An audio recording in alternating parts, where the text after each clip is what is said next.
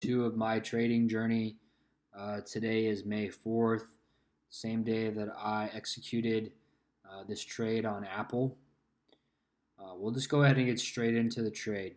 So the market opened up on Monday morning for about the first 15 minutes. Apple struggled to the downside.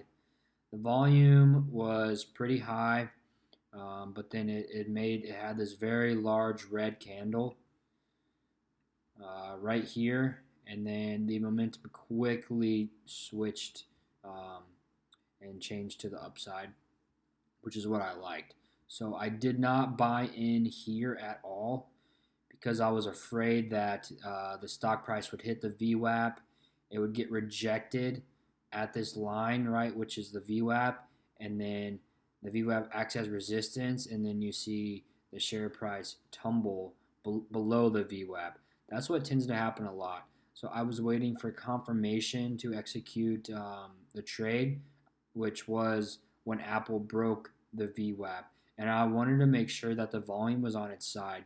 So if you look at it right around the VWAP, these bars start to get a little bit bigger, which means more people are buying the stock, which means the momentum is on my side. That's what I really like in a trade. Whenever you get 4 or 5 consecutive green sticks, so the price is just consistently moving up, the volume is on its side, and then the third thing is it breaks the VWAP. I was ready to enter this trade. I was feeling very confident in the movement. All right, so I actually entered the trade right here at 9:52 a.m. And since my account is fairly small, uh, to maximize as to maximize the profits, um, the best way that I know how, I trade options. So I bought a 290 call on Apple, and the reason why I picked that strike prices was, it's slightly out of the money because Apple at the time that I purchased the contract was $200.88. Oh my gosh, $288.43 at the time that I purchased it. There we go. And the contract for that, it expired on May 15th. It cost me $620 a contract. I bought two of them for a total of $1,240. Like I said, that was at 9:52 a.m. So Apple had a slight pullback here on a little bit decreased volume. So the selling pressure wasn't as high as the buying pressure was on the upside. And I knew that I had the VWAP on my side. So if you see right here, the on this red stick right here when Apple dropped, it didn't quite cross over the VWAP. I knew that because this shot up like this, it wanted to continue to move. So this slight pullback, I wasn't sweating it at all. I held Apple and I watched it rise. These three very large red sticks, or sorry, these three very large green sticks right here. Um, and then it consolidated here for about 5 to 7 minutes. And actually, during the trade, I drew a resistance line right here because I knew if Apple broke above this, I was going to continue to hold and my profits were going to grow. And here, I'll go ahead and just draw the lines on here for you so you can see what I was thinking during my trade. So I saw that it kind of struggled right here. So I drew a line um, right here as a support. And I knew if Apple broke above this, which it finally did at 10:12 a.m., that it was going to continue to the upside, or it was going to have a similar pullback to where it had to how it had down here, which is exactly what happened.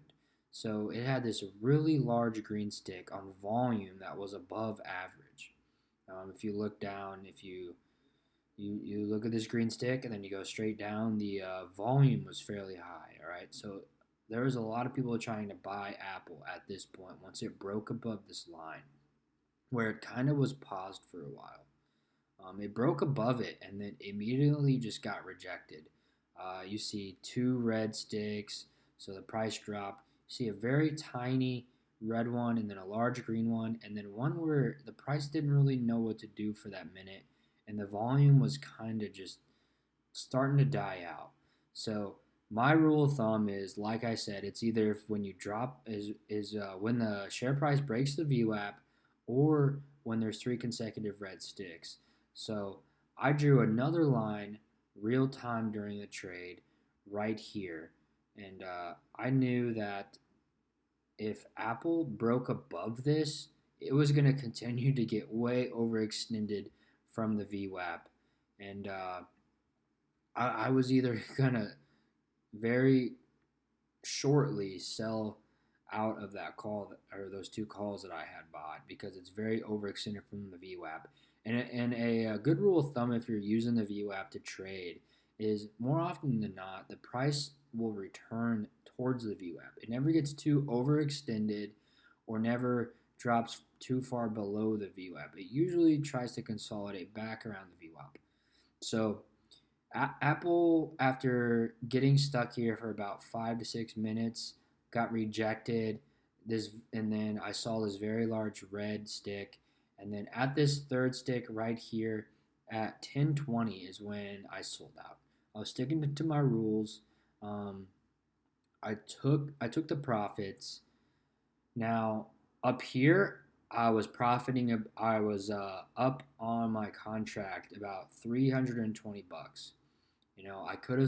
I could have sold out, but I wanted to let the winning trade play out um, to see if it broke this line where it kind of been paused for a bit. But then when it finally dropped below and I knew that the momentum was lost, I went ahead and sold out for a profit of $170. That's not bad. Um, I held the position for 28 minutes and made $170. And you know what they say, a green day is a good day. Stay tuned for episode 3.